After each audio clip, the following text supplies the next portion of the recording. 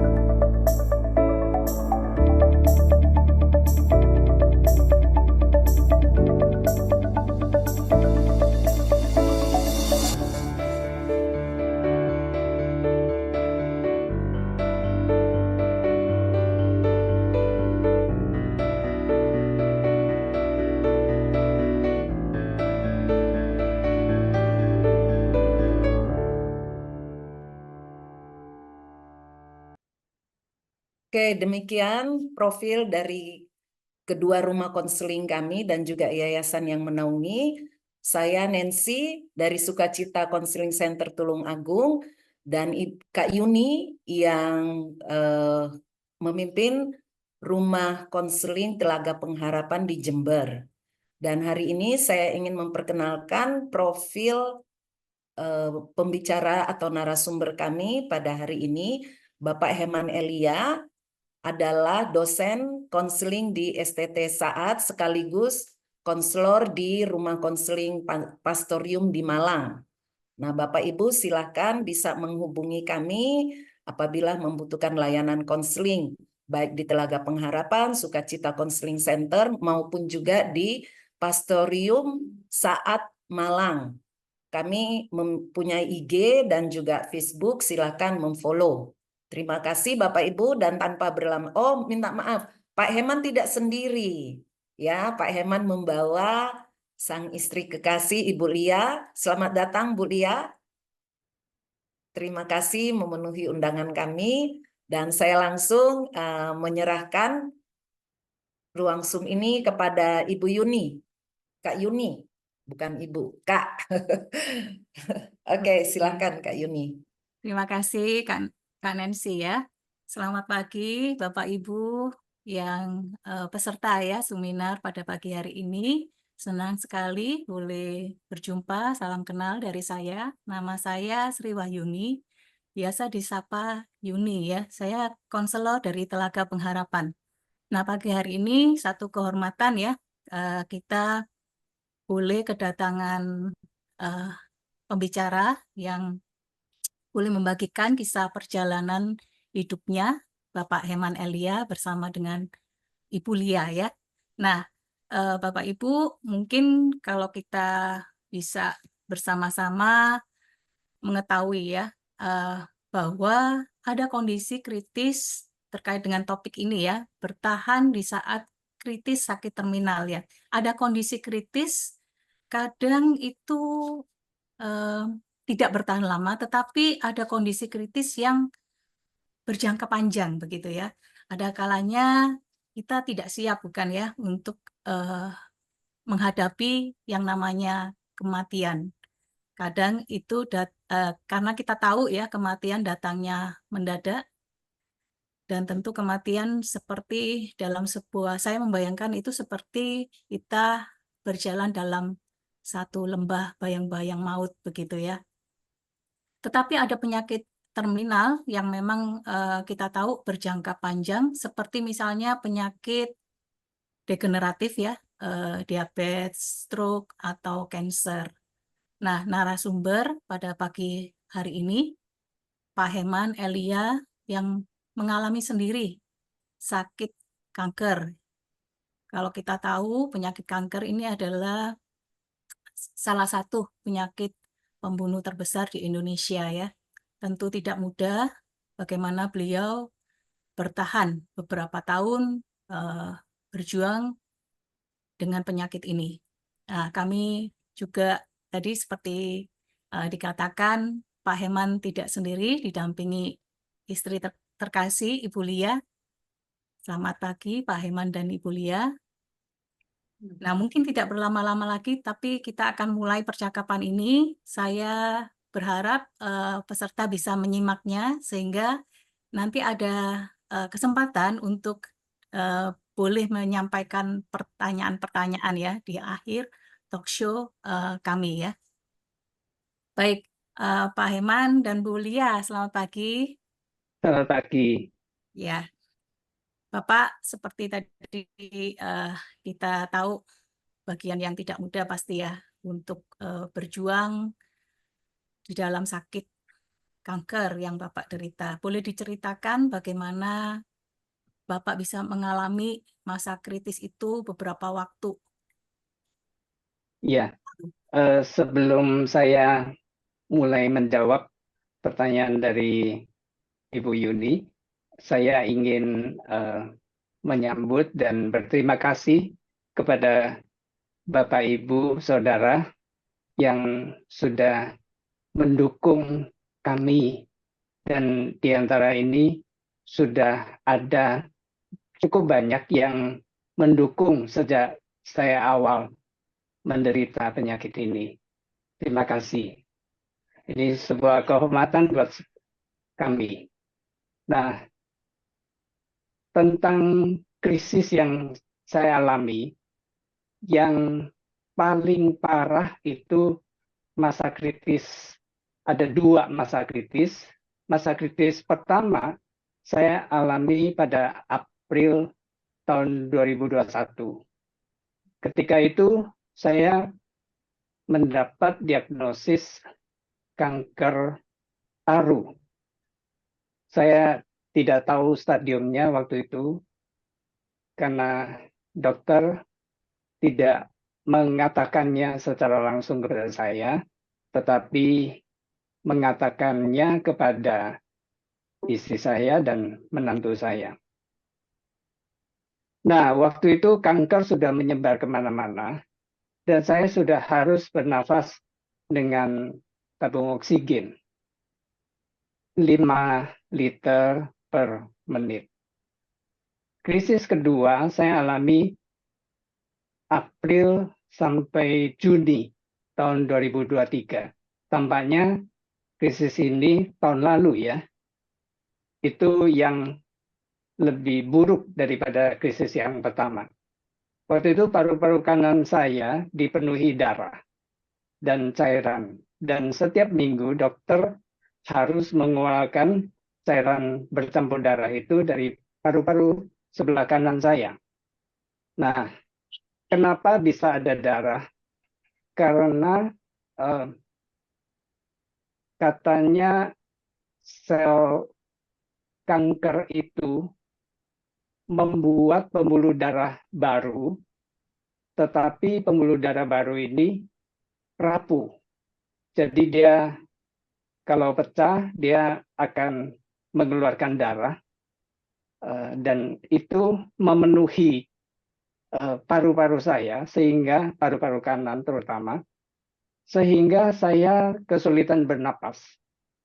Jadi setelah 11 kali paru-paru kanan saya disedot, kemudian di ronsen melalui punggung ya, di ronsen, dan ternyata menurut foto ronsen saya juga tidak melihat langsung, paru-paru kanan saya itu tinggal setengahnya kertas tisu. Jadi waktu itu dokter sudah menyiapkan dokter bedah toraks. Saya di rumah sakit, keadaan saya tidak berdaya. Dokter itu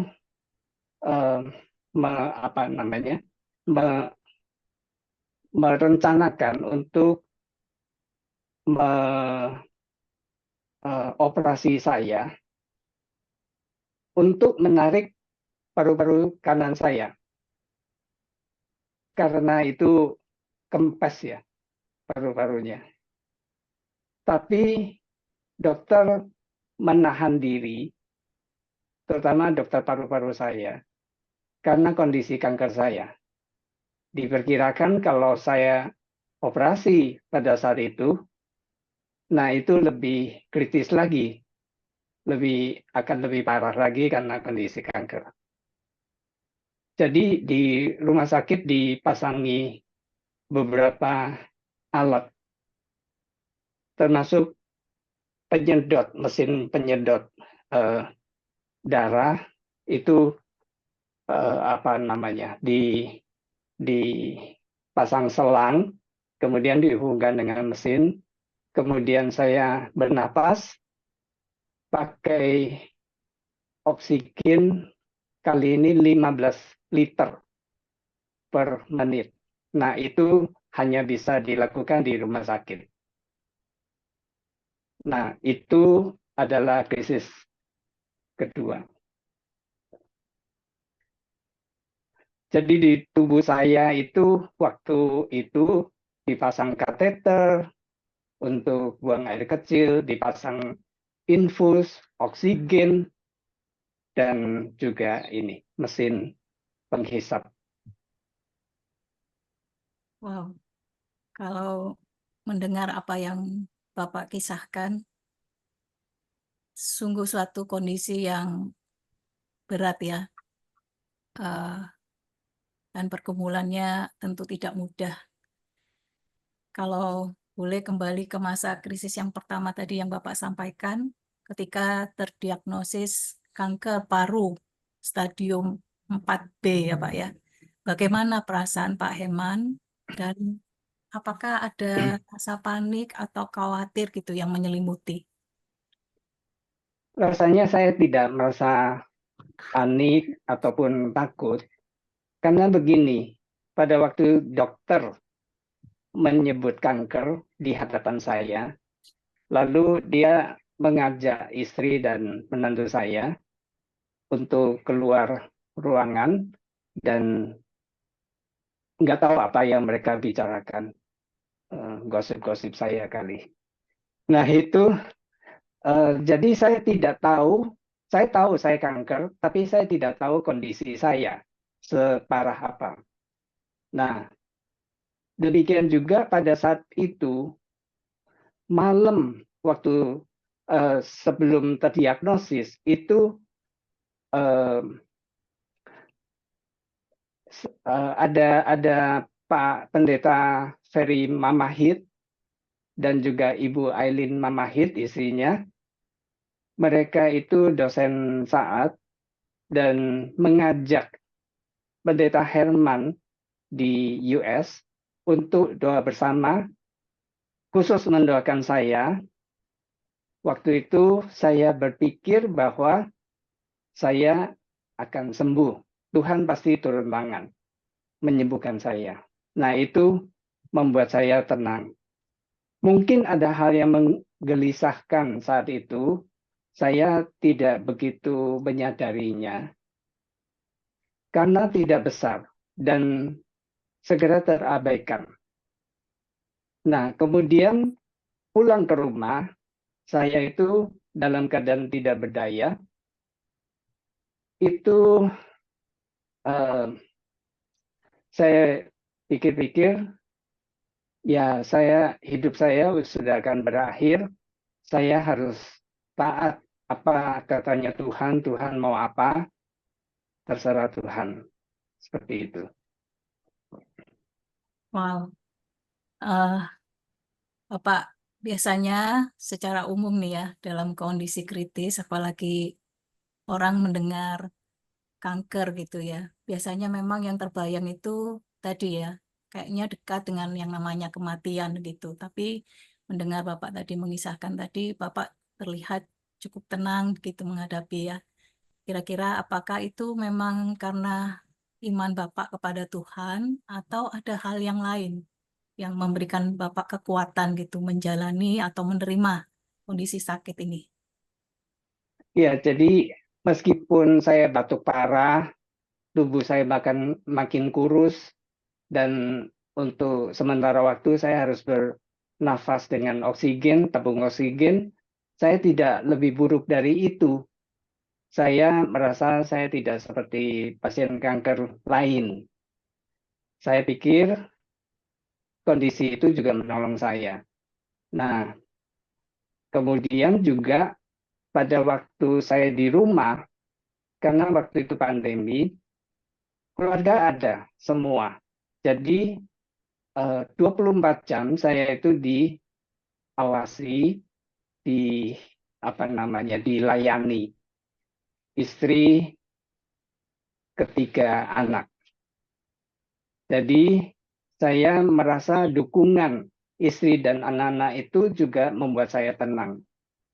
Saya lalu menitipkan segala macam kunci rahasia, misalnya password dan sebagainya, kepada anak-anak untuk mempersiapkan kepulangan saya ke rumah Bapak. Dan sebetulnya ada satu hal lagi, dan itu menguatkan saya juga, yaitu terjadinya setelah kejadian masa kritis di rumah sakit ya, setelah di rumah. Oh ya, apa itu Pak? Boleh diceritakan Pak?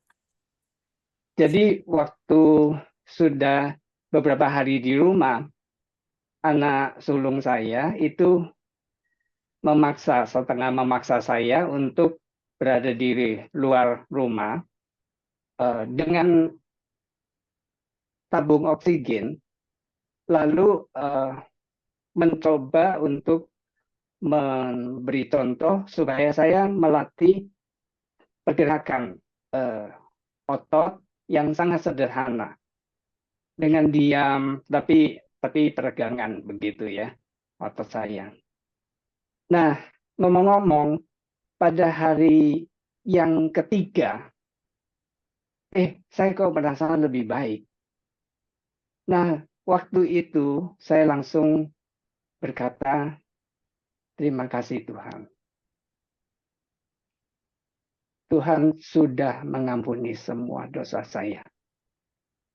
Lalu saya merasa saya harus bertahan, apalagi putra bungsu saya bilang ke saya dengan serius, Papa tidak boleh meninggal. Jadi saya merasa sebetulnya iman saya itu lemah. Tapi karena ada istri yang begitu perhatian, mendukung, melayani, menemani 24 jam, juga keluarga, saya merasa tenang. Juga ada teman-teman yang sangat menguatkan saya. Ada beberapa rekan di saat kemudian mendoakan secara langsung maupun tidak langsung.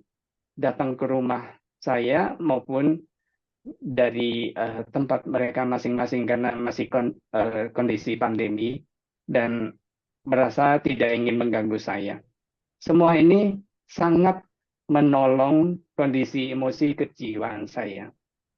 Demikian juga para alumni yang kemudian mengetahui bahwa saya menderita kanker. Mereka menolong, mendukung. Ya, saya sangat terharu juga ya dengar keluarga Bapak, terutama Bulia sebagai istri. Sepertinya memang benar ya Pak, Bapak nggak salah pilih ya tulang rusuknya ya. Sangat tepat gitu ya. Sangat eh, baik mendukung Bapak di tengah kondisi kritis yang tidak mudah. Berikut juga anak-anak ya. Nah, tadi Bulia disebut-sebut oleh Pak Heman ya. Saya ingin bertanya ke Bulia nih ya. Ketika Bulia mungkin tadi mendengar apa yang dokter sampaikan bahwa Pak Heman mengidap kanker stadium 4B. Apa tuh perasaan Bulia? Bagaimana Bulia meresponi ya? Dan mungkin boleh dibagikan Bu, cara Bulia sendiri mengatasi gejolak emosi yang mungkin Ibu hadapi saat itu. Ya, terima kasih. Meskipun saya udah tahu penyakitnya itu udah sedemikian parah, tapi pada saat dokter mengatakan hal itu, serasa saya mendengar vonis mati. Jadi saya sangat merasa shock dan kaki saya ini gemetaran. Itu berlangsung sampai berhari-hari setelah itu. Kemudian saya merasa saya harus ngomong kepada siapa gitu. Terus saya kepikir harusnya saya bisa ngomong sama mama mertua atau mama saya sendiri gitu. Tapi waktu itu mereka sudah nggak ada, dua-duanya udah nggak ada. Jadi saya nggak bisa ngomong sama siapapun. Terus ada orang yang memang sangat perhatian, itu dia tanya, Bulia, kamu udah siap belum? Katanya gitu. Saya bilang ya siap nggak siap harus siap Bu, saya bilang gitu kan sama dia. Kemudian setelah kalau misalnya kita masih ada teman-teman yang bisa diajak curhat apa segala macam itu, setelah itu kan kita sendiri gitu merasa kayak ada perasaan yang aneh, merasa kayak sepi sekali gitu, merasa kesepian gitu. Jadi seperti ada sesuatu yang hilang gitu, yang tiba-tiba itu udah akan hilang atau sudah hilang gitu. Tetapi saya kan harus tetap bertahan, harus tetap tenang karena semua hal kan harus saya lakukan untuk misalnya mempersiapkan makanan, kan makanan Pak Heman itu khusus gitu ya, nggak bisa sembarangan, nggak bisa juga pesan dari luar. Jadi saya harus mempersiapkannya sendiri, juga termasuk mengurus keluarga, mengurus rumah dan sebagainya gitu. Jadi kalau saya lagi sibuk ya saya eh, nggak nggak terlalu gitu, nggak terlalu merasakan hal itu. Tapi kalau udah sendirian gitu ya, atau cuma bersama Pak Heman gitu, itu membuat saya sering diam gitu, sering diam, nggak bisa ngomong apa-apa. Seiring berjalannya waktu, Pak Heman itu semakin pulih, semakin membaik, jadi saya juga semakin tenang. Meskipun Pak Heman masih harus diurus ke rumah sakit, terus ngurus BPJS dan sebagainya, yaitu yang harus tetap saya lakukan. Dan untuk mempersiapkan misalnya harus pergi kemo gitu. Kemonya kan 3 minggu sekali gitu, dan ada juga yang sebulan sekali gitu. Jadi ya itu juga kesibukan sih. Jadi bisa melupakan sejenak lah gitu. Ya, terima kasih Bu Lia. Saya saya sendiri kebetulan sedang mendampingi saudara saya yang sakit kanker ya. Saya membayangkan saya itu kayak naik roller coaster gitu. Jadi gejolak emosinya campur aduk. Tadi saya mendengar Bu Lia membagikan berusaha menelan penderitaan itu sendirian ya. Apalagi saya membayangkan Pak Heman dan Bu Lia itu kan sudah menyatu gitu ya. Kalau kehilangan satu tuh kebayang ya seperti apa gitu. Jadi Bu Lia mungkin saya bayangkan sering menangis diam-diam begitu ya. Apakah ada Bu Lia mengatakan sesuatu kepada Pak Heman, entah itu menghibur atau menguatkan, atau bahkan mungkin menyiapkan kepergiannya? Kalau soal itu saya ingat waktu krisis yang kedua ya. Waktu itu di rumah sakit. Pak Eman itu dari kamar mandi keluar, terus dia tuh nggak bisa napas. Dia itu naik ke atas tempat tidur. Naik ke atas tempat tidur itu berdiri di atas tempat tidur itu sambil apa eh, berusaha bernapas gitu ya. Tapi dia karena dia mungkin panik, jadi dia nggak bisa bernapas walaupun sudah dipasangin selang oksigen di hidungnya gitu. Terus saya bilang sama dia, waktu pertama kali dia kejadian seperti itu tuh anak saya yang jaga. Jadi kejadian kedua kali saya yang jaga. Terus dia nggak bisa napas, terus saya bilang saya peluk. Kan karena dia berdiri di atas tempat tidur, jadi saya peluk kakinya. Saya bilang sama dia, kamu duduk ya, tenang. Kalau kamu nggak tenang, nggak bisa napas gitu. Jadi terus ya udah, terus dia duduk gitu, duduk terus kemudian dia bisa bernapas dengan biasa gitu. Nah, waktu itu di rumah sakit Panti Nirmala, kemudian karena ke oksigennya dipasang 15 itu tidak menolong, jadi akhirnya dipindah ke dirujuk ke rumah sakit pemerintah. Waktu di rumah sakit pemerintah itu eh, masuk ke high unit care, High care unit. high care unit, sorry. Jadi Hmm.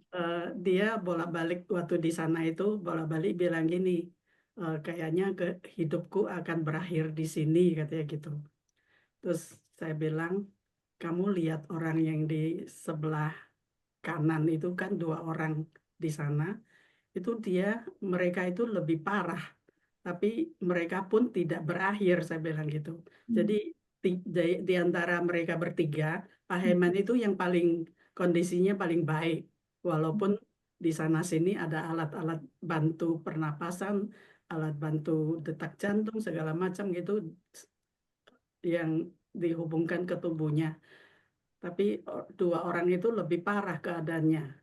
Jadi saya bilang tidak akan berakhir, belum akan berakhir. Tugasmu belum selesai. Jadi kamu juga tidak boleh meninggalkan aku bilang gitu sama dia. Ya, ya, ya. Sebetulnya waktu itu apa yang Ibu rasakan? Apakah Ibu pasrah dengan kondisi itu atau mungkin justru Ibu eh, berusaha untuk tetap melayani dan merawat Pak Herman begitu? Waktu itu sih saya nggak terlalu merasa gimana ya, ya pasrah. Tapi kan saya berpikir bahwa saya yakin dia itu nggak hidupnya itu belum akan berakhir. Jadi saya tetap tenang, eh, melayani seperti biasa. Terus saya harus pulang ke rumah menyediakan makanan dan cepat-cepat balik ke sana karena makanan di rumah sakit itu sangat tidak enak dan tidak bermutu sama sekali gitu. Jadi saya harus cepat-cepat pulang, pergi kembali ke sana. Ya tetap melayani seperti biasa. Sebenarnya seberapa kritis, Bu, keadaan Pak Heman pada waktu itu? Dan mungkin boleh diceritakan bagaimana sikap Ibu waktu itu dalam situasi yang kritis. Dalam situasi itu saya ya nggak bisa melakukan apa-apa. Saya turutin aja apa yang Tuhan mau gitu, apa yang akan Tuhan lakukan terhadap dia. Ya kita cuma bisa berdoa, memohon kemurahan Tuhan gitu. Ya, ya. Oke, terima kasih banyak, Bu.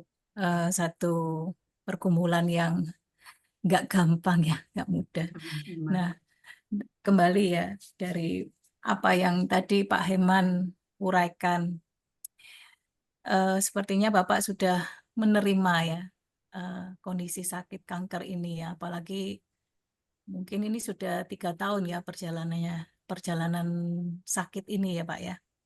Apakah ada situasi-situasi sebelumnya yang membuat Pak Heman bisa menerima kondisi sakit ini, Pak? Iya, baik. Saya ceritakan yang terpenting saja karena ada banyak sebetulnya.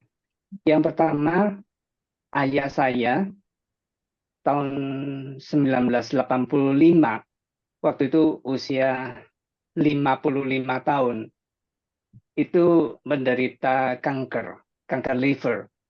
Tapi waktu itu karena dunia kedokteran belum semaju ini, jadi nggak ketahuan itu asalnya dari mana. Tapi sudah divonis kanker liver karena livernya sudah keras. Nah, waktu Papa didiagnosis ini, Papa saya kemudian berdoa, minta kepada Tuhan 2 hal. Yang pertama, kalau boleh Tuhan sembuhkan. Begitu. Dengan mujizat atau bagaimana. Yang kedua, kalau tidak sembuh, Tuhan tidak sembuhkan, tolong saya jangan menderita. Tolong saya tidak merasa sakit. Nah, yang diterima oleh Tuhan, permohonan yang kedua ini. Dia tidak sakit sampai akhir hidupnya. Nah, saya ingin ceritakan bagaimana sikap Papa menghadapi kematiannya. 2 hari terakhir sebelum Papa berpulang, saya ada di rumah. Sebetulnya waktu itu kan saya sedang melakukan kuliah kerja nyata di daerah Bantul situ ya, Jatimulyo. Nah, dijemput waktu itu sama pendeta Yung Tik Yu, sekarang sudah pendeta. Nah, kemudian saya bersama dengan papa saya itu sebetulnya sudah menyiapkan semua soal kematiannya. Surat-surat dan sebagainya, anak-anak maupun dia sendiri, dia rapi, diletakkan ke dalam koper-koper kecil. Dan kemudian juga dia sudah menyiapkan nanti jas yang saya pakai apa, sepatu udah dipaskan, dan lain-lain. Termasuk misalnya siapa yang khotbah hari pertama, hari kedua, hari ketiga, dan seterusnya. Nah, dengan waktu jelang kematiannya, sesaat dia mau putus napas, saya itu ada saya memang dipanggil, saya ada di samping tempat tidurnya, saya pegang tangan kanannya, mama saya di atas tempat tidur, dia pegang tangan satunya. Kemudian dia berdoa dengan keras. Dan terakhir doanya memang tidak terlalu jelas, tetapi waktu itu ada adik perempuan mama saya, itu dia mendengar, "Ya Bapak, ulurkan sepasang tanganmu, jemput saya pulang." Nah itu dia putus napas waktu itu, dan saya merasakan bagaimana Tuhan itu nyata. Ya. Tuhan itu tidak membiarkan anak-anaknya menderita. Tentu ada penderitaan tentu, tetapi Tuhan ada di sana. Tuhan ada mendampingi. Apalagi kita, anak-anaknya itu sangat dikasihinya. Kemudian dari sini juga saya mengambil kesimpulan bahwa setiap orang pasti mati. Cuma caranya bagaimana, begitu ya. Dan yang penting bukan soal matinya, karena mati itu kan berarti pulang ke surga. Nah itu yang sering dibilang oleh mama saya. Nah mama saya kalau ketemu orang, itu dia cerita tentang surga. Tentang apakah kamu kenal, percaya Tuhan Yesus. Begitu ya. Dia nggak peduli. Dia nggak punya malu untuk ngomong tentang Tuhan Yesus. 5 tahun yang lalu, dia juga berpulang setelah menderita sakit. Sebetulnya itu ada kista yang terus membesar di livernya. Nah, itu tumor itu, kista itu tidak bisa dioperasi. Sebetulnya pada anak muda itu mudah, tetapi karena dia usianya lanjut, jadi dia tidak bisa dioperasi, sehingga kondisinya menurun. Tadinya dipikir demensia, ternyata bukan. Ternyata ada kista. Dan itu baru ketahuan kemudian hari. Setelah hampir sebulan ya, sebulan kurang 2 hari di rumah sakit, dia itu dalam keadaan kurang sadar. Jadi meskipun ada kista, meskipun ada pendarahan dan sebagainya, saya kira dia tidak terlalu menyadari atau tidak terlalu menderita. Sekali waktu kami suka putar lagu-lagu rohani, dia bisa ikut berdendang. Ya. Lalu 2 hari terakhir dia sadar dan hanya bisa melihat saja. 2 hari kemudian dia berpulang dalam keadaan tidak sadar. Jadi saya merasa bahwa mama itu begitu yakin dia akan pulang ke surga yang mulia, jadi dia tenang. Nah itu 2 hal terpenting yang saya alami sebagai pengalaman saya. Wow, ini tadi mendengar ketika Bapak mengisahkan ya, perjalanan iman dari Papa dan Mama dari Pak Heman ya, yang juga menghadapi satu sakit yang masa-masa yang kritis begitu. Saya lihat Pak Heman juga mendampingi, menyaksikan ya. Bahkan kalau sekarang ini juga menjalani sendiri begitu ya Pak. Dan mungkin itu satu proses juga sehingga Bapak juga bisa menerima kondisi ini ya. Melihat, menyaksikan apa yang Papa Mama sudah alami. Dan kalaupun saat ini terjadi, saya melihat iman Bapak pun juga bertumbuh di situ ya. Mempersiapkan kematian itu bukan sesuatu yang mudah, tetapi saya dengar kisah dari Papa, dari Pak Heman, Mama, itu sesuatu yang indah begitu ya, bisa mempersiapkan kematian, menghadapi itu dengan tenang. Nah, mungkin kembali ke Bu Lia. Kalau boleh dibagikan, Bu, pandangan Ibu Lia sendiri terhadap Tuhan gitu ya. Bagaimana, Bu?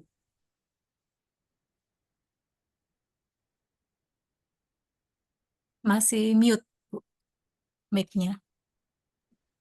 Dalam ketika itu saya hanya merasa bahwa Tuhan itu sangat mengasihi kami. Kasihnya itu begitu besar dan Ia berbuat yang terbaik dan memperhatikan hal-hal yang sangat detil. Dan Tuhan itu sudah melakukan yang terbaik buat suami dan juga saya.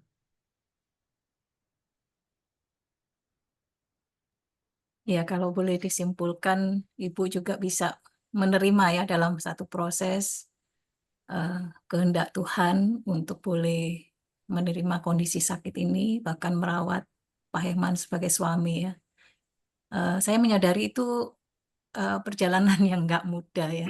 Tetapi kalau boleh kembali di-sharingkan ya, Pak Herman ya. Tadi Pak Herman katakan iman Pak Herman begitu lemah ya. Hanya mungkin ada beberapa hal, dukungan keluarga, doa dari teman-teman seiman, itu eh, membantu ya, menguatkan, membangun iman Bapak. Tapi rasanya tentu ada relasi ya, Bapak dengan Tuhan yang menolong Bapak itu bisa bertahan di saat kritis sakit terminal. Kalau boleh tahu bagian ini Pak bisa di-sharingkan? Jadi saya melihat dengan nyata bagaimana Tuhan itu menyiapkan segalanya buat saya. Semua, termasuk timingnya. Jadi tadi saya sudah katakan bahwa saya alami ini di masa pandemi. Sehingga saya terbiasa untuk mulai membiasakan diri untuk berkomunikasi lewat Zoom dan sebagainya gitu. Nah, terus Tuhan juga menyiapkan dokter yang tepat. Dokter itu yang membantu kami untuk bagaimana supaya kami itu bisa mengupayakan BPJS. Karena BPJS itu kan cukup rumit ya. Demikian juga perawat. Saya merasa perawat itu baik gitu, penuh perhatian. Kemudian juga rumah sakit, obat, termasuk keperluan finansial. Tuhan sudah siapkan makanan, suplemen yang saya perlukan. Suplemen itu banyak diberikan oleh rekan-rekan atau teman yang sangat memperhatikan dan sangat baik. Di antaranya Ibu Lindawati Condro, ada juga Ibu Suwaji, Ibu PI ya, dan banyak lagi yang lain. Dan saya tinggal menjalaninya saja. Saya pikir buat apa saya khawatir. Semua sudah disiapkan kok oleh Tuhan. Dan saya tidak pernah curiga atau berburuk sangka kepada Tuhan.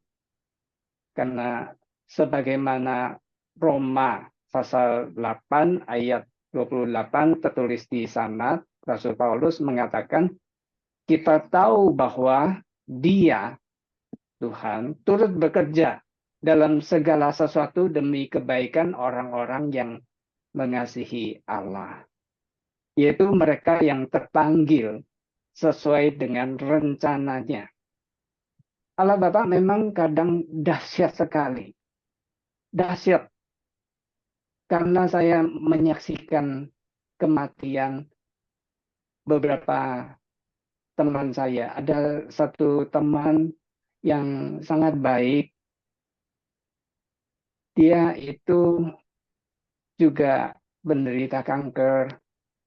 Dalam waktu 6 bulan dia belum sempat diterapi dengan serius begitu ya. dia sudah berpulang.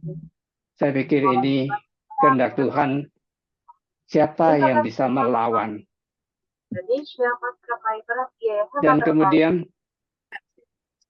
Dan kemudian juga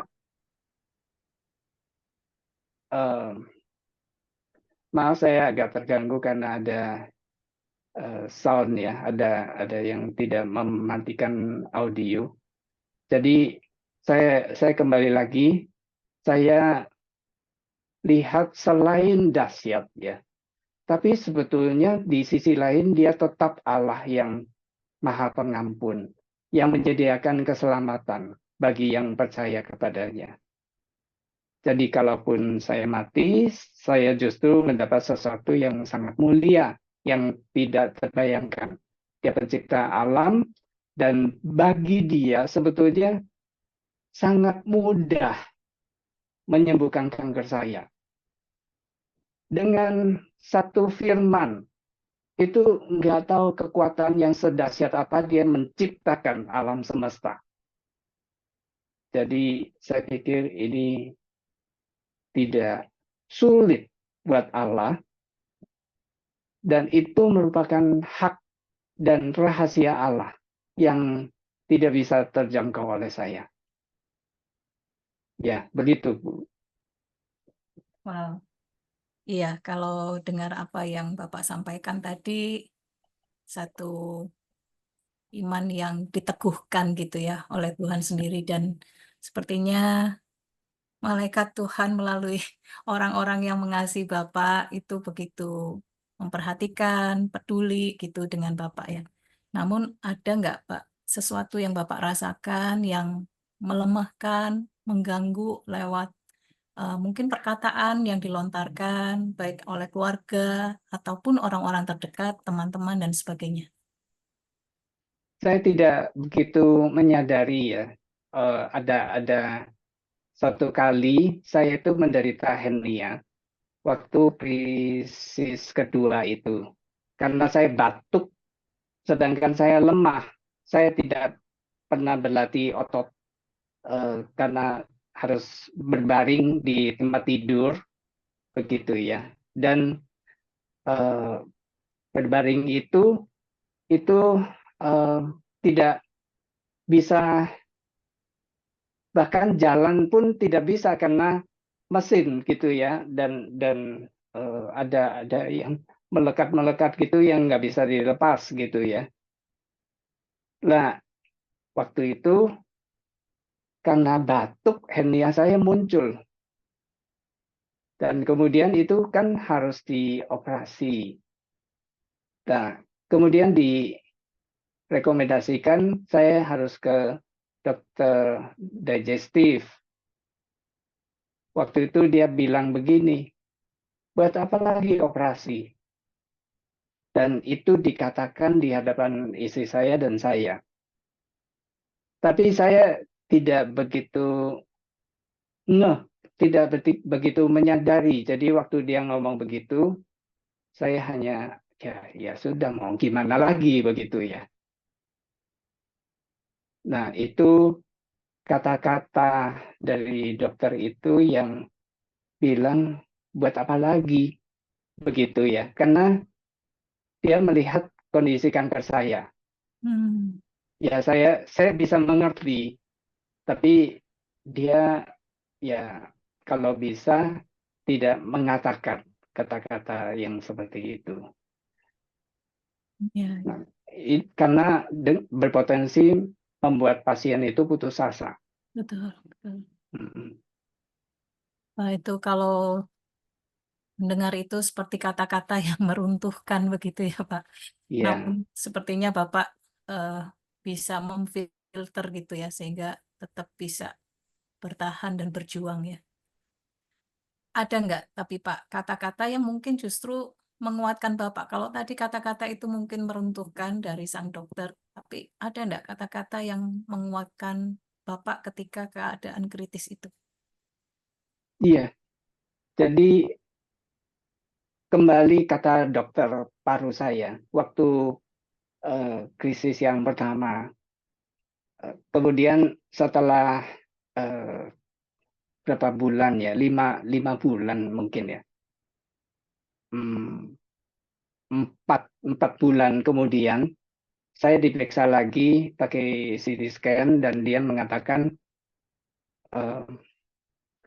ini apa namanya, kanker parunya mengecil tetapi ada pembesaran 3 kali lipat di kelenjar getah bening saya di paru sebelah kiri.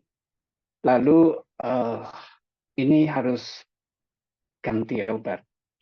Dan dia mengatakan tergantung yang di atas. Begitu ya. Jadi saya pikir ini dokter takut akan Tuhan. Dan kemudian hal yang menguatkan lain adalah orang-orang yang mengontak saya, anggota keluarga dan sebagainya itu mereka mengatakan kami mendoakan. Dan ketika saya sudah lebih baik, orang-orang banyak yang berkomentar. Misalnya, puji Tuhan, luar biasa. Sampai orang itu ada yang berkomentar soal rambut saya. Dulu kan gundul ya, akibat kemoterapi dan radioterapi kepala. Terima kasih Pak. Ini lihat Bapak justru saya melihat awet muda gitu Pak ya. Nggak tahu ini berkali-kali sering diucapkan ya. Bapak masih terlihat segar ya, glowing gitu katanya. Ada sedikit tipuan kamera. Iya, iya. Tapi sungguh ya satu hal yang luar biasa ya, Tuhan juga menyiapkan orang-orang yang tetap meneguhkan, menguatkan Bapak ya di saat kritis yang berat gitu, tapi ada orang-orang yang Tuhan hadirkan gitu untuk boleh meneguhkan iman Pak Heman ya. Kalau dari Bu Lia, ada nggak Bu kata-kata yang mungkin mengganggu ya Ibu ya di tengah pendampingan masa perjuangan Bapak menghadapi sakit terminal ini?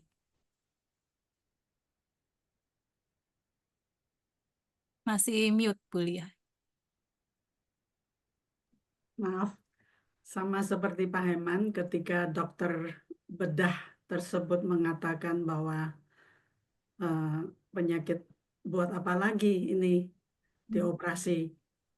Kan kita langsung ya merasa, oh maksudnya dokter itu gitu. Jadi dia itu sudah nggak ada harapan buat apa lagi dioperasi gitu. Dan dia kan lihat CT scan dan sebagainya. Ini sudah kena, ini sudah kena semua. Dia bilang begitu. Terus saya kesel dengar dia ngomong gitu. Saya bilang sama dia, Dok, ini suami saya itu sudah terdiagnosis harapan hidupnya itu cuma 6%, 6-10%, saya bilang gitu. Dan itu kira-kira kan paling lama tuh 6 bulan. Tapi dia sampai sekarang ini loh, masih bertahan, saya bilang gitu. Ya. Setelah itu kan karena saya juga kesel, terus saya bilang sama dokter, ya dok, kami pamit gitu. Langsung kami berdua keluar dari ruang dokter itu dan pulang ke rumah gitu. Jadi itu kata-kata itu tuh apalagi diucapkan oleh orang yang mengetahui penyakit dan mengetahui sampai sejauh apa pasien itu bisa bertahan. Itu dia nggak harus seharusnya tidak mengatakan hal itu menurut saya. Jadi kata-kata itu membuat saya spontan merasa kesal dan agak marah gitu. Dan kita langsung keluar dari ruangan itu. Saya nggak tahu reaksi dokter itu seperti apa setelah itu. Gitu. Jadi apalagi kata-kata itu diucapkan oleh orang yang berotoritas ya. Kalau teman kita sendiri ngomong ya kita mungkin maklum ya, karena dia itu kan nggak tahu, nggak bisa tahu bahwa hidup manusia itu bukan, kalau menurut saya hidup manusia itu nggak tergantung kepada dokter, bukan diagnosis dokter yang memvonis dia akan mati atau dia akan bertahan berapa lama. Tapi itu yang berotoritas itu Tuhan, bukan dia. Jadi waktu keluar dari ruang dokter itu, saya kan waktu di dokter itu ngomong begitu kan, saya lihat Pak Hema itu diem aja gitu kan. Saya pikir waduh ini benar-benar kata-kata yang sangat memukul dia gitu loh. Jadi saya bilang sama dia, dia itu nggak punya kuasa terhadap kehidupan kita. Jadi kamu nggak usah dengerin dia. Saya bilang gitu sama Pak Hema. Gitu aja sih. Wow, ya saya melihat mungkin di tengah krisis yang Pak Heman dan Bu Lia alami, ada orang-orang yang tentu meneguhkan ya, yang Tuhan pakai untuk mendukung, memberikan support gitu ya. Namun di sisi lain juga tentu ada ya orang-orang yang mungkin juga memberikan komentar atau perkataan-perkataan yang melemahkan ya. Tapi saya pribadi berterima kasih sama Pak Heman dan Ibu Lia ya. Di tengah kondisi sakit, Pak Heman dan Bu Lia ini justru meneguhkan iman saya ya, ketika kakak saya sendiri terdiagnosa sakit kanker. Saya datang ke Pak Heman dan Pak Heman dengan begitu luar biasa menguatkan saya ya, bahkan memberikan panduan langkah-langkah, karena mungkin baru kali ini saya mendampingi keluarga yang sakit kanker ya. Mungkin ini percakapan ya. Sekali lagi terima kasih Pak Heman dan Bu Lia. Saya memberi ruang buat para peserta yang tadi mungkin sudah menyimak apa perbincangan yang kami lakukan, dan mungkin sudah memberikan pertanyaan melalui kolom Q&A yang akan dibantu oleh Kak Nancy ya. Saya kembalikan untuk Kak Nancy bisa memimpin seminar ini.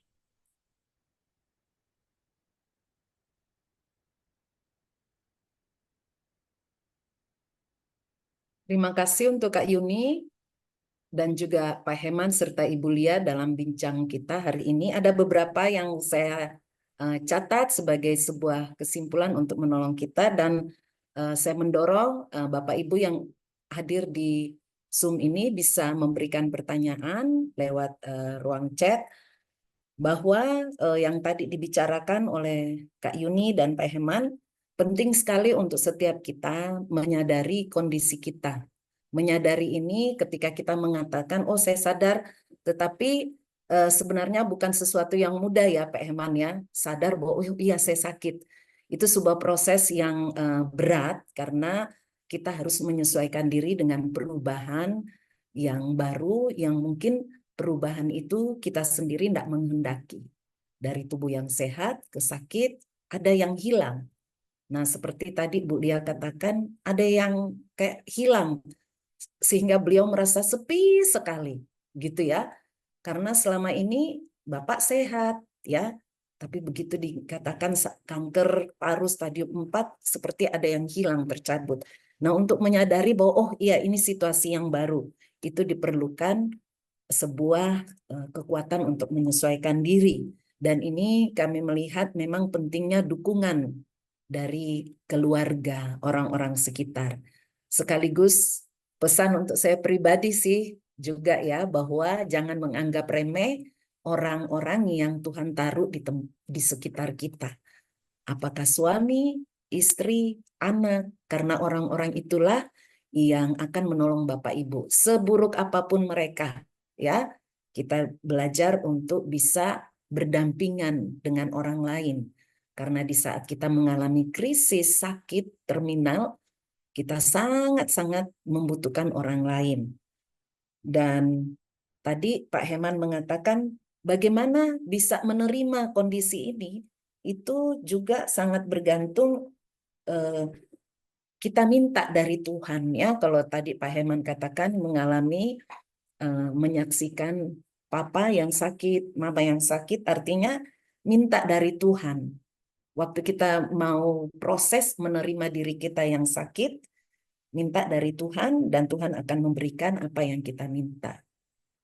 Meskipun itu mungkin permintaan satu sembuh, permintaan kedua tidak sakit, dan akhirnya bisa menerima sakit itu, ya, karena sesuai dengan yang kita minta bahwa oke, sakit tapi tidak mengalami rasa dari sakit kanker.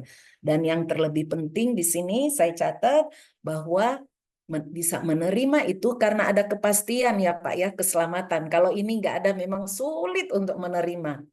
Karena kita percaya bahwa kepastian keselamatan kita dalam Kristus, bahwa ada surga yang mulia yang menanti kita. Mati itu memang sakit itu tidak menyenangkan, pasti ya, tadi Pak Herman katakan, dan pasti mati itu sudah pasti. Tetapi setelah mati kemana? Nah ini nih ya yang tadi Bapak katakan bahwa kita menuju surga mulia. Mengingat surga membuat kita melihat sakit itu tidak melulu sakit, tetapi menjadi, boleh dikatakan, saya pakai bahasa saya, batu loncatan untuk iman saya bisa naik gitu ya. Kadangkala Tuhan mengizinkan ya, tadi Pak Heman katakan, dan luar biasa ya. Dan ada orang-orang juga yang Bapak Ibu, inilah fakta kenyataan kita, tadi Ibu sudah sharing, ada kata-kata yang meruntuhkan, ada juga kata-kata yang membangun. Nah, mari kita memfilter ya, sekalipun kita menderita sakit bukan berarti kita boleh memposisikan diri sebagai korban. Kita menjadi pemenang ketika kita bisa memfilter kata-kata yang meruntuhkan, namun mengambil kata-kata yang membangun. Nah, Bapak Ibu, silahkan kalau kita mau bertanya. Nah, ini pertanyaan yang sudah masuk ke saya saat ini. Sepertinya ini untuk Ibu ya. Ada yang menanyakan, Bu, apa langkah-langkah praktis bagaimana Ibu dampingi Bapak? Apa yang harus dilakukan dalam menghadapi pasien sakit terminal? Walaupun sebenarnya tadi Ibu sudah bilang ya, tetap berperan, masak, membersihkan rumah. Ini sepertinya ada hal yang lain yang mungkin dari peserta yang ingin menantikan Ibu untuk membagikan. Kira-kira apa lagi, Bu? Hal-hal praktis yang bisa dilakukan oleh pendamping pasien sakit terminal. Kalau dari saya melakukan apapun yang pasien butuhkan. Misalnya dia butuh, kan waktu sakit itu kan kadang sakit punggungnya, apanya gitu, kakinya. Pokoknya segala seolah-olah seluruh tubuhnya itu kayak muncul semua sakit-sakitnya gitu kan. Itu mungkin memang pengaruh dari kankernya gitu. Seperti misalnya punggungnya sakit, jadi saya berusaha menggosok punggungnya dengan ada teman yang mengantarkan misalnya minyak faras gitu ya. Ini bukan promosi ya. Jadi minyak faras itu saya gunakan untuk menggosok punggungnya. Jadi seluruh punggungnya itu saya gosok, termasuk kaki, tangan-tangan, semua bagian tubuhnya saya gosok gitu. Dan itu membuat dia kan merasa lebih nyaman. Jadi kalau pasien lebih nyaman itu kan dia akan merasa lebih baik gitu kan. Jadi saya melakukan apapun yang pasien rasakan yang bisa saya bantu gitu. Itu aja sih tipsnya. Jadi kita hanya setiap saat ya mendampingi dia, mendengarkan keluhannya gitu. Dan ya berdoa bersama dia gitu. Oke, Ibu. Jadi menyediakan diri ya, Bu ya? Iya, betul. Seperti menyediakan diri, tidak berprasangka bahwa ah ini manja, ah kamu sih begini ya, posisi salah, ini salah, semua loh sudah saya buat. Enggak ya Bu ya? Enggak juga. Iya, tapi Dan memberi enggak boleh diri kok. enggak boleh gitu ya, karena yang Enggak sakit boleh. ini memang semuanya enggak enak. Tadi Ibu katakan semua sakit jadi muncul. Jadi biasanya mungkin Pak Heman kalau pegel-pegel ya dibawa biasa, tapi waktu sakit ya memang semua sakit terasa jadi berebutan rasa gitu ya Bu ya. Betul. Iya. Oke, makasih banyak Ibu. Nah, ini ada Sama-sama. pertanyaan lagi seperti ini Bu. Ya, berterima kasih untuk Pak Heman dan Bu Lia untuk sharingnya. Walaupun ini bukan hal yang mudah. Terima kasih Pak. Nah, pertanyaannya, bagaimana jika ada orang yang kena cancer, tapi tidak ada dukungan keluarga karena fungsi keluarga? Ini baru pertanyaan pertama Pak dan Ibu. Nah, pertanyaan kedua, bagaimana Pak Heman menyiapkan istri dan anak-anak jika Tuhan tidak sembuhkan? Jadi pertanyaan pertama, kalau tidak ada keluarganya gimana kalau disfungsi? Nah ini menjadi dilema juga ya Pak ya. Dan kedua, bagaimana ada peserta yang ingin tahu tips-tips dari Bapak menyiapkan istri dan anak itu memangnya seperti apa? Ya, silakan Pak. Iya, jadi kalau misalnya tidak ada dukungan dari keluarga, apa boleh buat ya? Saya harus jujur katakan bahwa eh, salah satu hal yang membuat pasien kanker bisa bertahan itu adalah karena keluarga. Jadi kadang saya waktu parah-parahnya itu saya berpikir saya sudah tidak berguna, buat apa lagi hidup begitu. Tapi karena ada istri dan anak di samping saya yang terus menguatkan, jadinya saya merasa tidak, saya masih harus bertahan, masih ada ini dan itu yang harus saya lakukan dan seterusnya. Tugas saya belum selesai, kata Ibu Lia ya. Bu, iya. Dan itu pertanyaan yang kedua, bagaimana menyiapkan anak dan istri kalau misalnya Tuhan tidak menyembuhkan? Nah, jawaban saya bahwa saya tidak melakukan apa-apa. Jadi buat saya mereka sudah tahu. Nah, ini bukan tips ya. Jadi ini mungkin sebagai contoh yang kurang baik. Tetapi kalau misalnya Bapak Ibu yang menderita, sedang menderita, lalu ingin menyiapkan pasangan atau anak, itu bisa bilang begini, Papa atau Mama pulang ke rumah Bapak. Jadi jangan khawatir. Semua Tuhan yang akan jaga, pelihara, dan pimpin.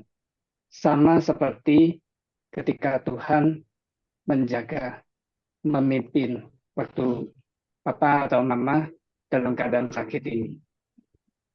Nah, seperti itu ya, antara lain.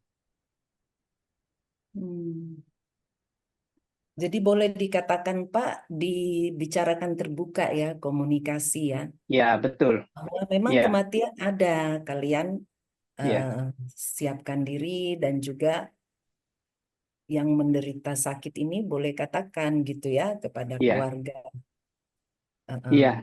tentang Jangan kematian. Jadi pikirkan Papa lagi, misalnya ya, begitu ya.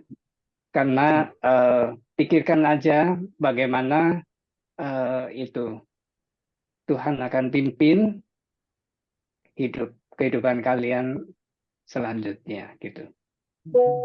Tuhan pasti pelihara. Oke, terima kasih banyak Pak. Tadi Pak ada bilang saat sakit itu juga ada rasa tidak berguna, buat apa lagi hidup. Nah ini boleh dibilang putus asa ya Pak ya? Antara lain. Jadi yang saya gambarkan sebagai putus asa itu adalah semacam waktu saya bilang hidup saya akan berakhir di sini, gitu ya, atau hidup saya berakhir di sini. Jadi kadang orang yang sakit itu sudah pamit begitu ya terakhir. Nah, saya pamitnya caranya kayak gitu. Nah, itu waktu merasa putus asa begitu, nah istri saya bilang belum berakhir gitu. Gitu ya Pak ya. Ya, kiranya ini bisa menjawab karena tadi juga ada yang bertanya Pak. Saya belum bacakan tapi karena Pak sudah jawab apakah Pak Heman pernah putus asa? Jadi Pak Heman ini Bapak Ibu bukan dewa. Beliau juga putus asa. Siapa yang tidak putus asa hadapi sakit ya Pak ya. Dan luar biasa tadi dukungan keluarga. Rasanya Pak Heman tidak mungkin bisa melewati kalau tidak ada dukungan keluarga gitu ya Pak ya. Ya, saya kira demikian. Tetapi kalaupun Bapak Ibu tidak punya keluarga yang mendukung, Bapak Ibu sendiri harus bekerja keras. Setidaknya punya komunitas. Jadi kalau bagi yang belum punya komunitas, yang bisa saling mengasihi begitu ya. Nah, itu sekarang cari. Ya, sekarang bentuk. Kalau enggak ada, bentuk sendiri gitu komunitasnya. Dan di sini saya kalau boleh mengabarkan bahwa ada Ibu Ratna. Jadi Ibu Ratna Budiastuti ini adalah breast cancer survivor yang dia melakukan komunitas itu, membentuk komunitas itu untuk saling sharing, saling mendoakan. Nah, itu salah satu yang saya kira baik ya. Jadi saling menguatkan. Iya, jadi penting sekali kita punya komunitas, punya keluarga ya Pak ya. Artinya Ya. memang kita ini makhluk sosial Bapak Ibu. Kalau tidak ada yang mendukung, memang ya separuh hidup sudah mati gitu ya. Harus ada, makanya kita harus menjaga relasi itu sebaik mungkin. Nah ini menjadi challenge juga ini untuk SCC maupun Telaga Pengharapan membuat seminar atau mental edukasi lagi untuk bagaimana membangun keluarga yang relasi keluarga ya Pak ya, ikatan keluarga yang kuat, komunitas, karena kita tidak bisa hidup sendiri. Kita bisa bertumbuh melalui komunitas, melalui berjejaring, melalui keluarga. Nah, saya rasa itu pola Tuhan Yesus juga ya, menginjili, melayani dunia ini. Kenapa kok Tuhan Yesus pilih 12 murid? Nah, ini tentu kabar yang baik sekali untuk kita bahwa kita bisa bertumbuh dan Injil bisa tersebar luas karena ada 12 rasul, ada komunitas. Inilah kekuatan kita. Kita tidak bisa berdiri sendiri karena kita terbatas. Ya, makasih Pak Heman. Masih ada Pak pertanyaan? Jangan tarik nafas dulu Pak. Masih ada pertanyaannya nih. Ini Pak.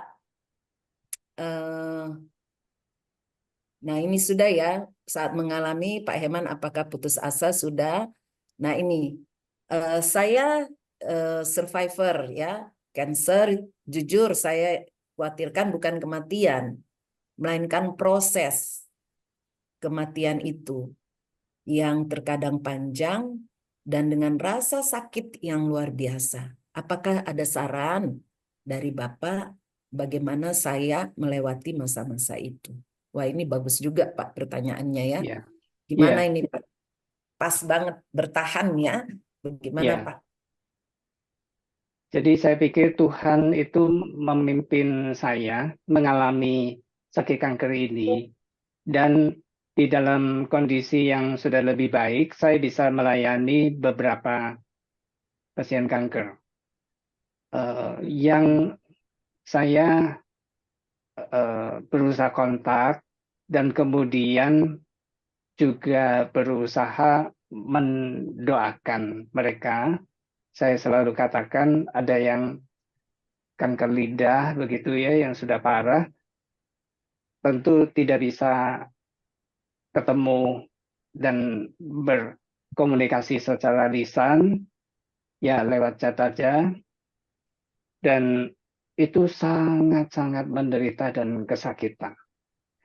Saya pikir saya hanya bisa mendoakan.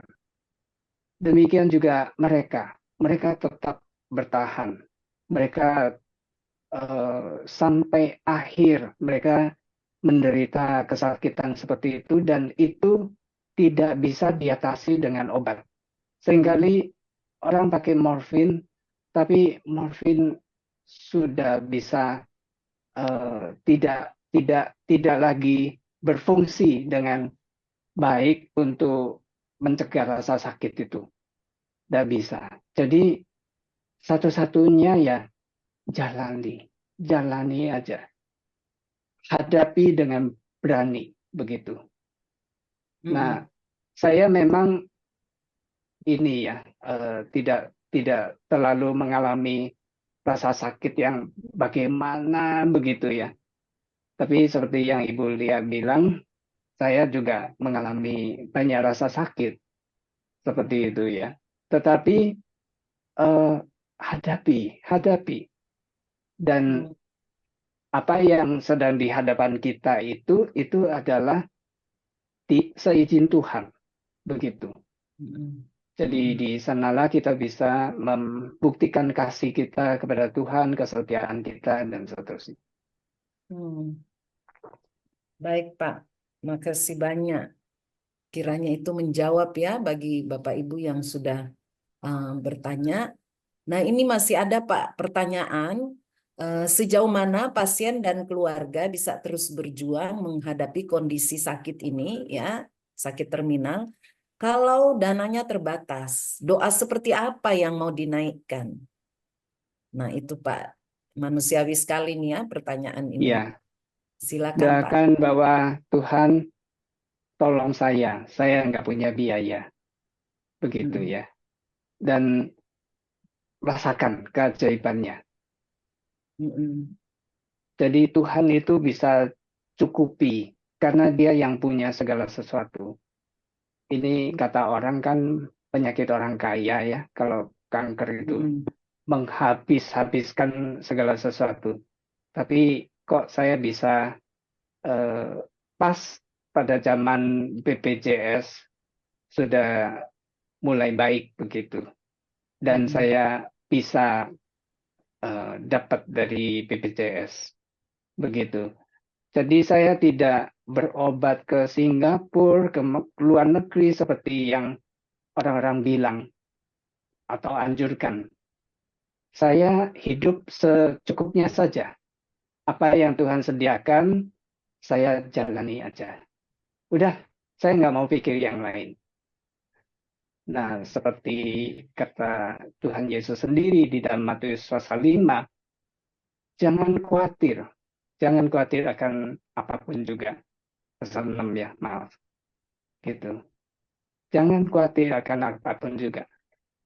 Itu Tuhan peliharakan burung dan rumput, begitu ya. Mendandani rumput. Nah, kita apalagi anak-anaknya, pasti Tuhan perhatikan sampai detil. Begitu.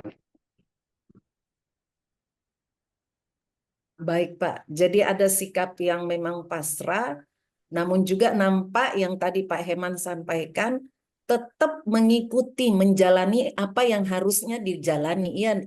Iya ya Pak ya. Ya. Jadi seperti Pak sakit tapi masih tetap bisa melayani. Iya. Sedapat-dapat dan semampu-mampunya Bapak gitu ya Pak ya. Ya betul, semampunya. Ya, semampunya. Sehingga hidup jadi berarti ya Pak ya. Iya. Iya, nggak bisa ke Penang, nggak bisa kemana, tapi ya sarana tadi Bapak bilang BPJS, apa yang ada ya itu dipakai dan hidup cukup. dan mengatakan untuk Tuhan apa yang kita alami, terbuka sama Tuhan ya Pak ya. Iya. Oke Pak. Saya Iya Bu, yang mau pamit ke rumah sakit. Nah Ibu Ratna yang tadi Bapak katakan, chat mengatakan saat seminar ini beliau ikut, tapi juga beliau sedang kontrol di dokter di rumah sakit. Iya. Selamat berobat Bu Ratna. Nah ini nanti ada yang bertanya mau minta nomor kontak untuk support group. Nanti kami akan berikan di grup nomor kontak yang tadi Pak Heman katakan Pak, kalau ada nomor kontak. Nah ini ada Ya, yang minta. kalau saya harus minta izin dulu dengan Ibu Ratna Oh ya. iya, iya. Oke. Nah ini ada pertanyaan lagi Pak. Mama saya baru dipanggil Tuhan 4 bulan lalu. Sejak mama tidak ada, papa saya terlihat sangat putus asa dan terlarut dalam kesedihan. Papa saya menyalahkan Tuhan, seolah menyalahkan Tuhan, karena kami, terutama papa, selama mama saya sakit dan berobat selalu mendoakan untuk kesembuhan. Jadi sepertinya anak-anak berdoa untuk kesembuhan, tapi mama meninggal. Jadi akhirnya mereka lagi disalahkan sama si papa, karena mama meninggal. Tapi Tuhan punya rencana yang terbaik untuk mama saya. Bagaimana cara menyikapi hal ini? Maksudnya bersikap kepada papa, dan secara khusus bagaimana supaya papa mengembalikan papa supaya percaya bahwa semua yang terjadi sesuai dengan seizin Tuhan dan ini yang terbaik. Jadi yang menanyakan ini bertanya bagaimana menyikapi papa yang kecewa kepada Tuhan. Saya pikir bahwa dalam keadaan papa seperti itu, anak-anak yang mendampingi itu tidak perlu bilang atau memberi nasihat. Papa harus kuat, harus percaya Tuhan. Enggak. Karena semua itu akan ditolak. Karena memang pendamping itu punya beban berat juga, merasa kehilangan segala sesuatu, dan itu wajar. Jadi ada proses yang dia harus alami. Bertanya di mana Tuhan dan sebagainya. Disalahkan nggak apa-apa, diam aja. Dampingi aja. Diam aja, dampingi. Terus berada di samping papa. Jadi sambil mendoakan dia secara diam-diam. Siapa tahu nanti akan ada waktunya ketika anak-anak punya pintu masuk. Nah, itu harus ditunggu. Jadi kita nggak bisa paksakan. Itu, Bu. Wah, ternyata papa yang menyalahkan Tuhan, kita juga belajar sabar ya Pak ya, menunggu. Iya. Kita juga Sabar yang menunggu, belajar betul. sebenarnya, sabar menunggu untuk seseorang bisa pulih. Karena ini Pak tadi katakan proses. Nah, Bapak Ibu, proses itu berarti adanya waktu yang dibutuhkan oleh orang yang kita kasihi untuk bisa pulih dulu gitu ya Pak ya. Pulih dari shock, trauma, kehilangan, dan lain sebagainya. Iya Pak, makasih Pak. Nah ini ada pertanyaan, masih bisa ya. Kira-kira doa seperti apa Pak yang kita mau panjatkan kalau anggota keluarga kita atau teman, sahabat divonis mati? Kalau doa penyerahan, apakah itu tidak melemahkan mental yang sakit? Kalau kita minta mujizat, bukankah itu justru memberikan harapan palsu? Dan akhirnya ini dikatakan juga ya sama dengan yang tadi ya, keluarga jadi menyalahkan Tuhan. Nah, sikap bijaksananya seperti apa Pak? Waktu doa, dalam hal doa ini Pak, minta apa sama Tuhan? Jadi doa di hadapan pasien maksudnya ya, yang bersangkutan. Nah, saya memilih doa yang lebih netral. Kalau boleh Tuhan sembuhkan, sesuai dengan kehendak Tuhan. dan Tuhan terus menjaga, menolong, mendampingi, menghibur, menguatkan, sebut namanya, begitu. Nah, itu yang pernah satu kali saya pergi mendoakan pasien kanker. Ya, tentu dalam keadaan saya sudah cukup baik begitu. Lalu sesaat saya tiba, saya berdoa. Saya berdoa, Tuhan tolong saya bilang, Tuhan, Bapak ini sangat menderita. Kemudian saya minta maaf, itu sebelum saya menderita kanker. Jadi saya minta supaya Tuhan menguatkan, menolong, mendampingi, dan merangkul, menggendong dia, beri dia ketenangan, beri dia penghiburan, dan Tuhan terus berada di samping dia. Nah, itu beberapa waktu kemudian dia meninggal. Tapi keluarga sudah siap. Jadi keluarga memang sudah tahu kondisinya. Nah, seperti itu, jadi lebih bersifat netral ya. Tuhan mendampingi, Tuhan menghibur, Tuhan menguatkan. Tuhan terus menyertai dan Tuhan memeluk dia. Oke, terima kasih Pak Heman. Jadi untuk yang bertanya, jawabannya tadi adalah ucapkan doa yang netral, ya, khususnya menguatkan, Tuhan kiranya menguatkan pasien di saat dia mengalami sakit ini, ya, supaya imannya tetap kuat dan bisa menghadapi, karena memang kanker sakit ya, menyerang tubuh kita, pasti itu sakit. Oke, Bapak Ibu. Nah, ini kita akan habiskan pertanyaan. Ada pertanyaan satu untuk Ibu dan satu untuk Bapak. Nah, untuk Ibu melalui pengalaman mendampingi Bapak, kira-kira apa yang Ibu bisa lihat yang Tuhan ingin nyatakan untuk Ibu?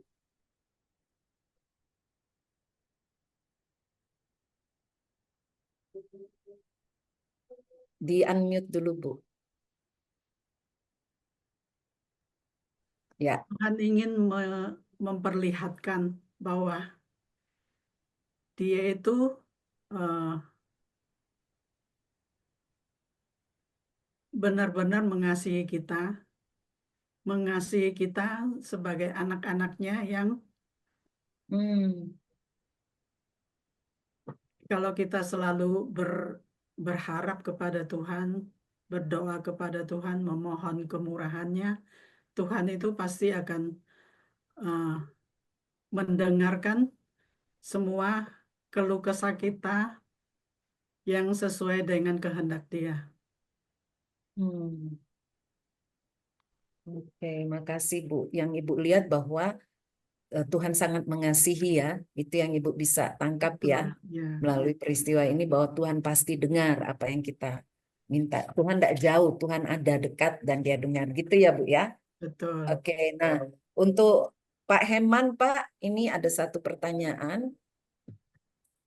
Apa Pak sebenarnya menurut Bapak kalau dalam kondisi sakit ini sebenarnya saat kritis ini, dua ini Pak, apa sih yang paling Bapak inginkan dari orang? Waktu Bapak lagi sakit nih, apa yang Bapak harapkan dari orang terhadap Bapak? Dan apa yang sangat sulit untuk dilepaskan kira-kira Pak? Kan tahu nih penyakitnya parah, nah apa yang sulit untuk dilepas gitu Pak? Dan apa yang Bapak harapkan dari teman, sahabat, keluarga untuk Bapak? Ya, karena saya waktu itu udah cukup bahkan berlimpah ya dengan perhatian. Tapi saya rasa yang memang paling dibutuhkan adalah pemahaman, pengertian bahwa saya itu sakit, bahwa saya itu bukan mau saya seperti ini. Mungkin buat pendamping, bukan Ibu Lia, itu cenderungnya adalah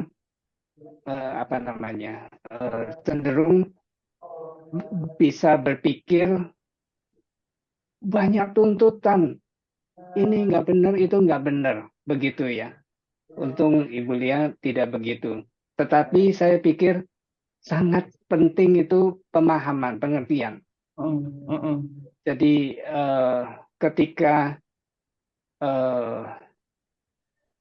ya itu apa yang terpenting saya kira ya, bukan soal apakah dilayani atau tidak dan sebagainya ya, tapi terutama ada perhatian ya, perhatian dari pendamping kita. Nah, pertanyaan berikutnya soal apa? Apa yang paling sulit, Pak, menurut Pak Heman? Pak Heman Untuk sendiri. dilepas. Ya, untuk dilepas. Iya, yang paling sulit saya kira waktu itu pertanyaan saya adalah, aduh, masa sih hidup ini sudah harus berakhir sampai di sini? Begitu. Nah, itu seperti ada semacam penyangkalan bahwa saya sudah pada titik akhir. Begitu. Jadi yang sulit dilepas mungkin ada cita-cita saya yang belum tercapai seperti itu ya. Tapi itu di dalam proses perjalanan saya relakan. Jadi di sisa hidup saya pikir saya harus melakukan yang benar-benar berguna, bermanfaat. Oke, Pak. Terima kasih. Berarti yang paling sulit dilepas itu cita-cita, harapan kita yang belum terpenuhi itu ya, Pak. Ya. Kok belum tercapai. Nah, Ya, termasuk lihat anak-anak saya misalnya ya. Momong cucu gitu ya, Pak ya. Enggak Iya. sih, kalau itu saya terserah Tuhan. Terserah Tuhan ya, iya. Nah. Pastilah Pak, pasti sangat eman ya meninggalkan ibu yang begitu baik. Aduh ya, Tuhan kasih kesempatan lagi, apalagi semangat Bu Lia, so sweet. Enggak, kamu belum selesai. Oke, kita jalan sama-sama sejauh yang Tuhan izinkan ya Pak ya. Dan yang bagus sekali tadi Pak, ya untuk yang bertanya, bahwa pemahaman dari orang yang mendampingi, bahwa saya tidak ingin sakit. Karena Pak, saya sering sekali juga dengar, untuk orang yang sakit kritis ini, saya saksikan sendiri Pak, ayo kamu mesti semangat, bangkit, semangat, semangat, boleh nggak gitu Pak? Semangat, pasti bisa. Pasti bisa. Lah ini yang sakit. Gitu. Tapi disuruh semangat. Aduh ya. Jadi sebenarnya Bapak Ibu kita pahami dan mengerti bahwa yang sakit ini enggak mau sakit gitu ya. Oke Pak, terima kasih banyak Bu Terima Lia kasih dan sama-sama. kita akan mengakhiri dan silakan Bapak Ibu kalau ada closing statement untuk kita semua peserta. Kami ucapkan terima kasih banyak Pak Eman dan Ibu. Silakan Pak kalau ada closing statement. Ya, dari saya rasa perlu berpesan bahwa tidak ada jaminan sembuh dan tidak ada rumus untuk sembuh. Yang paling penting, taat kehendak Tuhan apapun bentuknya. Lalu yang berikutnya adalah bagaimanapun keadaan Anda saat ini, tetap kerjakan apa yang Tuhan inginkan dan dari hidup kita sebisanya. Kalau sudah tidak bisa lagi, Tuhan pasti mengerti karena Dia tahu isi hati kita. Dan yang terakhir, jangan mencari kesembuhan dengan menggunakan kuasa-kuasa yang bukan dari Tuhan. Karena Tuhan tidak suka dan tidak akan memberkati hal yang demikian. Ya, itu pesan saya. Terima kasih banyak Pak. Dari Ibu Lia, silakan. Kalau dari saya ingin menyampaikan bahwa ketika kita bertemu dengan pasien atau chat dengan pasien itu, kalau kita nggak punya kata-kata yang baik, yang membangun, yang menguatkan, lebih baik kita diam aja. Kita ya daripada kita salah ngomong ya kan. Jadi kita diam aja. Kita kan nggak tahu pasien itu merasa bagaimana. Juga terhadap keluarganya itu kata-kata yang tidak baik buat kita pun itu kita nggak boleh mengatakannya kepada pasien ataupun keluarganya. Dan satu hal lagi, kalau terhadap pasien, kita itu cukup mendampingi dia, melakukan apa yang dia inginkan sebisa kita. Terus kita harus meyakinkan dia bahwa kita tidak akan meninggalkannya, kita akan selalu mendampinginya, menemaninya, mendengarkan keluhannya atau curhatnya dari si sakit. Lalu kemudian kan biasanya dokter akan memvonis, oh ini begini, ini sebentar lagi tinggal berapa lama lagi gitu. Jadi kita nggak harus berpegang pada diagnosa dokter. Kan dokter itu bukan satu-satunya yang menentukan hidup kita. Jadi kita harus yakin bahwa segala sesuatu itu bisa berubah atau bisa terjadi oleh kemurahan dan kebaikan Tuhan yang Maha Dahsyat. Tetaplah bersandar dan yakin bahwa Tuhan yang empunya hidup kita. Itu sih. Wah, makasih banyak Pak Heman dan Bu Lia. Saya melihat bahwa kanker itu tidak seberapa dibanding dengan Tuhan yang luar biasa ya Bapak Ibu. Jadi nilainya bukan di sakitnya, tapi nilainya adalah di ketaatan. Betul. Taat di saat kita sehat-sehat mudah. Taat di saat kita sakit kritis, wah saya tidak bisa bayangkan perjalanan iman yang sangat luar biasa. Dan kalau Tuhan izinkan terjadi, Tuhan juga yang memberi kekuatan untuk kita. Seperti itu ya Bapak Ibu.